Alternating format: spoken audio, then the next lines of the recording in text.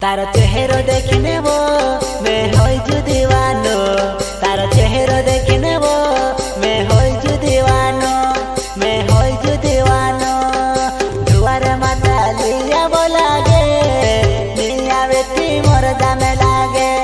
वो नहीं आवे ती मोर जामे लागे। तुन मार जीव वार लुखवाई जाए। दोस्त तुम्हारा देख देखिने रोड से। वो दोस्त तुम्हारा देख देखिने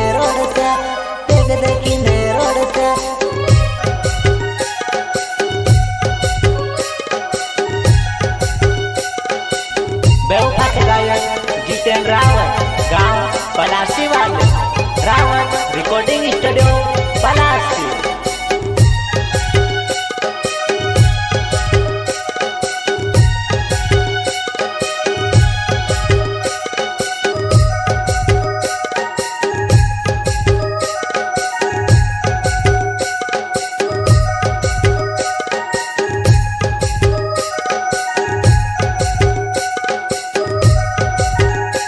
तार चेहरा देखने वो मैं होई जु दीवानो।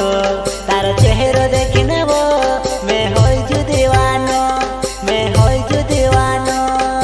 दुआर माता लिया बोला गे नहीं आवे ती मोर जामे लागे। ओ नहीं आवे ती मोर जामे लागे। उन मार जीव वार लुखवाई जाए।